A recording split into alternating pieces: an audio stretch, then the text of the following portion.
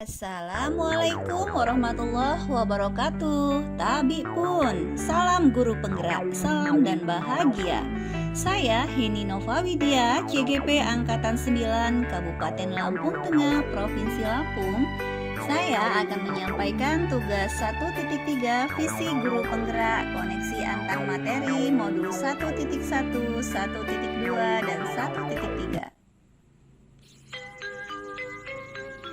Untuk mewujudkan visi murid masa depan, memerlukan koneksi antara modul 1.1 mengenai refleksi filosofi pendidikan nasional Ki Hajar Dewantara, modul 1.2 nilai-nilai dan peran guru penggerak, dan modul 1.3 visi guru penggerak.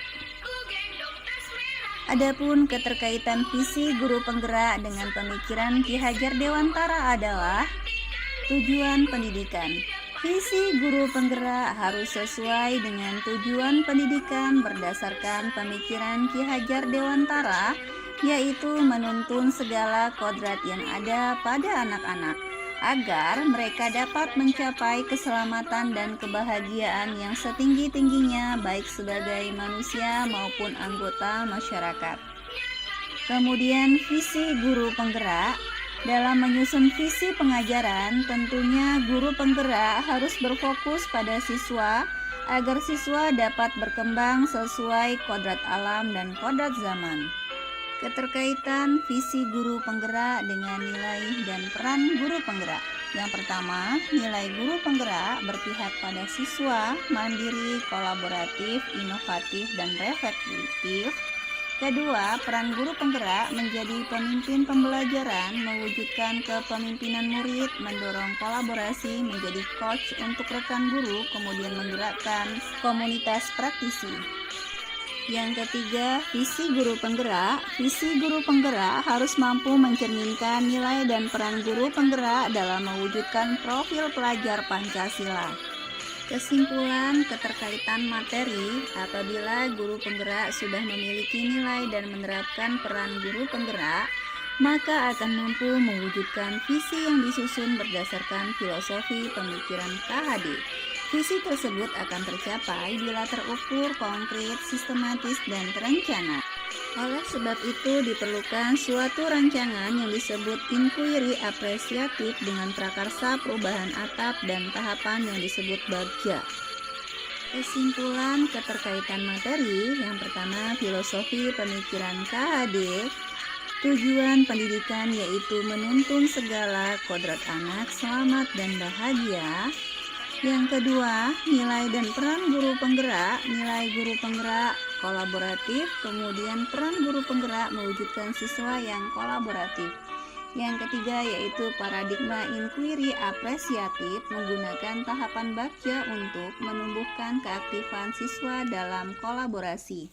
Visi guru penggerak mewujudkan siswa yang beriman dan bertakwa, berakhlak mulia, mandiri, inovatif, dan berbudaya.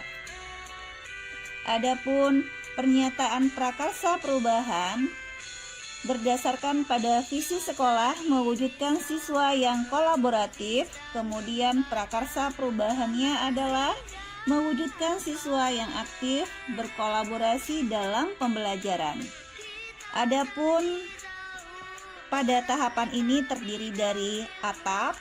Yang pertama adalah A, aset, terdiri atas lingkungan yang mendukung terjalin kolaborasi, rasa ingin tahu siswa untuk mengerjakan tugas, alat dan media pembelajaran yang tersedia, kemudian rasa tanggung jawab.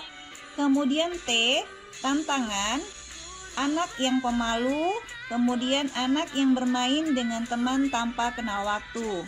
A, aksi, guru mendampingi anak dalam berkolaborasi dengan temannya, mencari referensi dari berbagai media. Kemudian P, pelajaran, semangat untuk sekolah, semangat untuk berani bersosialisasi dengan baik, kemudian semangat untuk mencoba hal baru. Bagja merupakan tahapan IA sebagai pendekatan manajemen perubahan, adapun tahapan Bagja adalah B, buat pertanyaan utama, A, ambil pelajaran, G, gali mimpi, J. Jabarkan rencana. A. Atur eksekusi. Bagja prakarsa perubahan menumbuhkan keaktifan siswa dalam kolaborasi. Buat pertanyaan utama. Pertanyaan, apa yang harus dilakukan guru untuk menumbuhkan keaktifan siswa dalam kolaborasi? Kemudian, bagaimana cara menumbuhkan keaktifan siswa dalam kolaborasi? Tindakan atau penyelidikan adalah yang pertama, mencari informasi tentang bagaimana cara menumbuhkan keaktifan siswa dalam kolaborasi. Kedua, berkonsultasi dengan kepala sekolah dan rekan sejawat. Yang ketiga, membuat asesmen diagnostik tentang minat dan bakat siswa.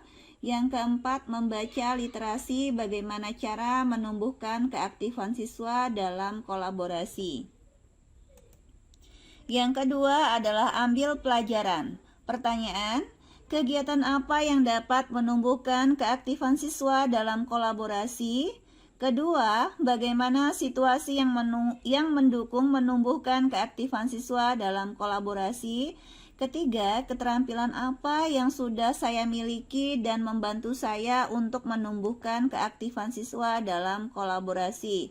Tindakan atau penyelidikan. Yang pertama, melakukan pembelajaran yang menyenangkan dan memberikan kesempatan pada siswa untuk belajar secara berkolaborasi, misalnya diskusi kelompok, game pembelajaran berkelompok, presentasi kelompok. Yang kedua, menciptakan suasana belajar yang nyaman dan menyenangkan. Yang ketiga, melakukan refleksi diri mengenai potensi guru dalam menuntun siswa untuk menumbuhkan keaktifan dalam kolaborasi. Kemudian gali mimpi. Pertanyaan, bagaimana perasaan saya ketika melihat siswa berhasil menumbuhkan keaktifan siswa dalam kolaborasi? Kedua, apa kebiasaan-kebiasaan baru yang saya bayangkan jika dapat menumbuhkan keaktifan siswa dalam kolaborasi sudah berjalan dengan baik? Tindakan atau penyelidikan. Yang pertama, menanyakan pendapat siswa terkait semangat dalam berkolaborasi. Yang kedua, membuat jurnal perkembangan keaktifan siswa dalam kolaborasi. Yang ketiga, memberikan motivasi untuk meningkatkan kepercayaan diri pada siswa yang belum aktif dan apresiasi terhadap siswa yang sudah aktif berkolaborasi. Keempat, guru lebih toleran dengan mengerahkan segala daya upaya untuk meningkatkan keaktifan siswa dalam berkolaborasi. Yang kelima, meminta umpan balik dari kepala sekolah, rekan guru, orang tua, dan juga siswa. Jabarkan rencana. Pertanyaan yang pertama, apa langkah paling sederhana atau langkah pertama yang bisa dilakukan untuk menumbuhkan keaktifan siswa dalam kolaborasi? Yang kedua, bagaimana cara mempertahankan keaktifan siswa dalam kolaborasi? Tindakan atau penyelidikan. Yang pertama, membuat daftar pertanyaan untuk berdialog bersama anak yang menunjukkan keaktifan siswa dalam kolaborasi. Kedua, secara bertahap melakukan evaluasi terkait dengan keaktifan siswa dalam proses belajar kolaborasi. Ketiga, menyusun metode atau strategi pembelajaran yang dapat menumbuhkan keaktifan siswa dalam kolaborasi. Yang keempat, melakukan diskusi dengan kepala sekolah, rekan guru, wali murid mengenai program pembelajaran. Yang terakhir adalah atur eksekusi. Pertanyaan yang pertama, siapa yang dapat mendukung dan mau terlibat untuk menumbuhkan keaktifan siswa dalam kolaborasi? Yang kedua, apa tindak lanjut yang dilakukan untuk meningkatkan keaktifan siswa dalam proses belajar secara kolaborasi?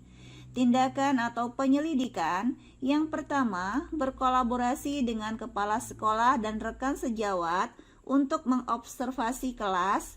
Yang kedua, mendokumentasikan dan mempublikasikan kegiatan di kelas yang menampilkan keaktifan siswa dalam proses belajar secara kolaborasi melalui media sosial seperti Instagram, Facebook. Yang ketiga, mengadakan pentas secara berkelompok. Demikianlah yang dapat saya sampaikan. Terima kasih. Wassalamualaikum warahmatullahi wabarakatuh.